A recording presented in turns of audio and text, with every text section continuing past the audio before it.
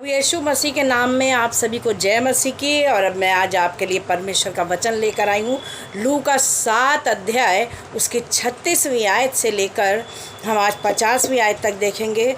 और यहाँ पर हम देखेंगे कि एक क्या था, फरीसी था। एक फरीसी था और उसने प्रभु यीशु मसीह को अपने यहाँ भोजन करने के लिए बुलाया। उसने भोजन करने के लिए बुलाया और जब उसने वहाँ पर भोजन करने के लिए बुलाया तो क्या देखते हैं, उसी बीच में एक स्त्री आती है और जो संगमरमर के पात्र में इत्र लेकर आई और उसके पैरों के पास पीछे खड़ी होकर रोते रोते आंसुओं से उसके पैर भिगोने लगी और सिर के बालों से जो है उसने प्रभु यीशु मसीह के पैरों को पोंछा और प्रभु के पैरों को बहुत ही प्रेम करने लगी, चूमने लगी।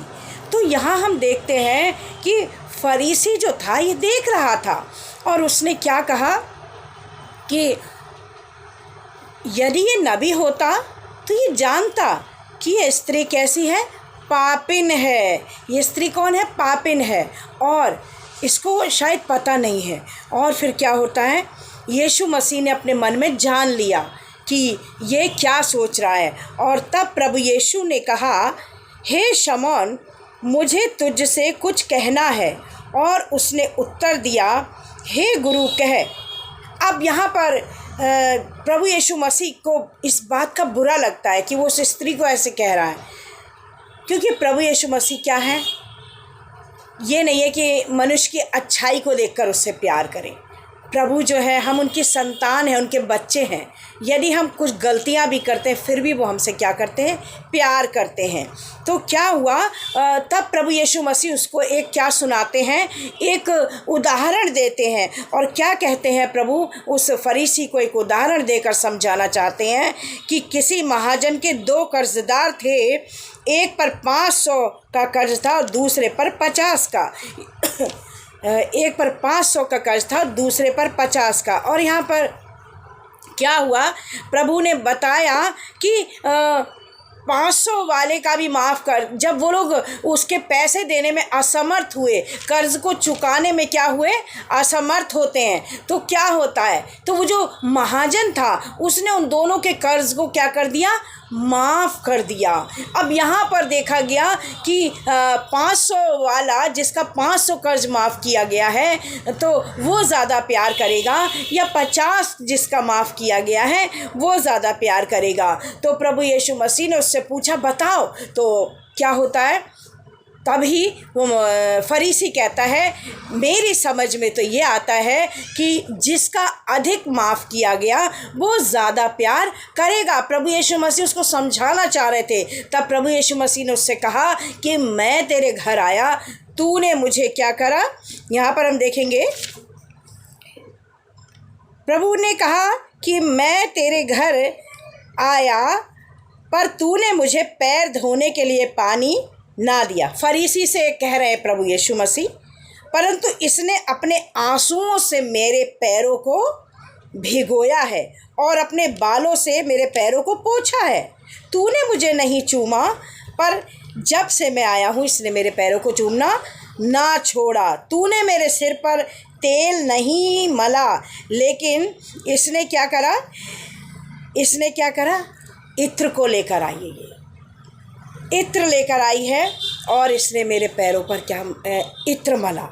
और यहाँ पर हम देखते हैं कि इसके जो बहुत पाप थे क्या हुए, क्षमा किए गए।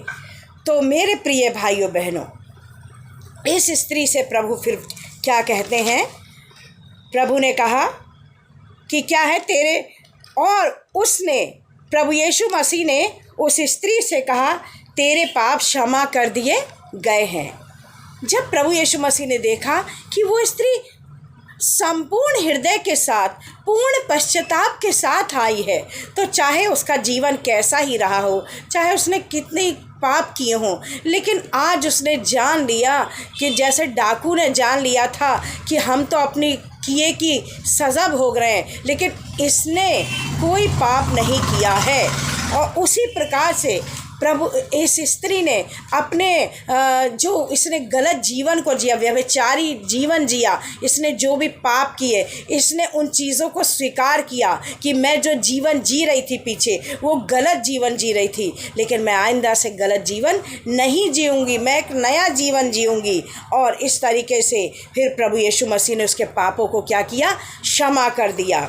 और फिर प्रभु यीशु मसीह ने अंत वाली आयत में कहा, 50वीं आयत में, यीशु ने उस स्त्री से कहा, तेरे विश्वास ने तेरा उद्धार किया है और कुशल से चली जा।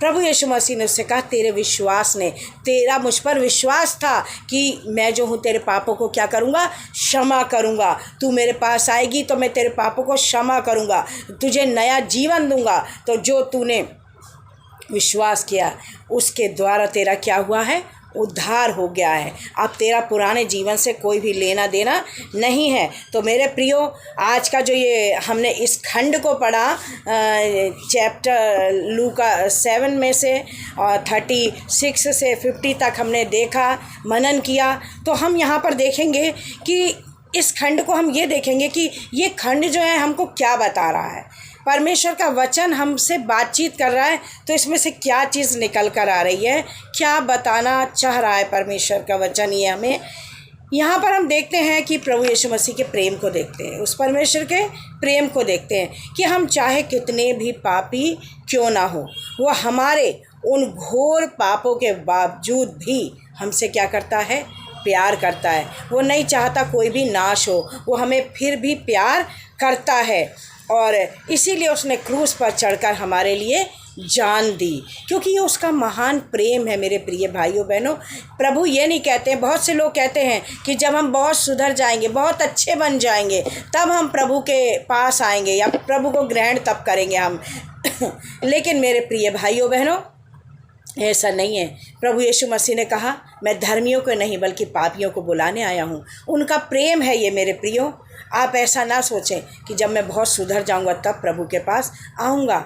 आज इसी जीवन में ही तो आपको प्रभु के प्रेम को पहचानने की ज़रूरत है कि हमारा प्रभु हमें जब भी प्यार करता है। दुनिया के लोग तो जब हम अच्छे होते हैं तब हमसे प्यार करते हैं, लेकिन हमारा प्रभु ऐसा महान है, जब हम पापी जीवन भी जी रहे हैं, लेकिन जब हम उस जीवन को हटाना चाहते हैं, तो जब आप उस यीशु के पास आएंगे मेरे प्रियो, मुख्य बात यह है, जब आप उस यीशु के पास आएंगे तो आप जो है अपने आप से ही खुदावन करेगा कि आप जब एक पवित्र प्रभु के पास आएंगे तो अपने आप ही आपकी जो आदतें हैं, बुरा जीवन है, ऑटोमेटिकली वो चीज़ें, जब आप रोशनी में आएंगे तो ऑटोमेटिकली जो आपके जो जीवन का अंधकार है वो तो खुद से ही दूर होने लगेगा। तो आप ये क्यों कह रहे हैं कि मैं बहुत अच्छा होकर आऊँगा प्रभु के पास, जब बिल्कुल पाप नहीं करूँगा। आप जैसे भी हैं प्रभु यीशु मसीह के पास आइए, और प्रभु यीशु मसीह आपको बुला रहे हैं कि मेरे पास आओ और मैं तुम्हें अनंत जीवन देने के लिए बुला रहा हूँ।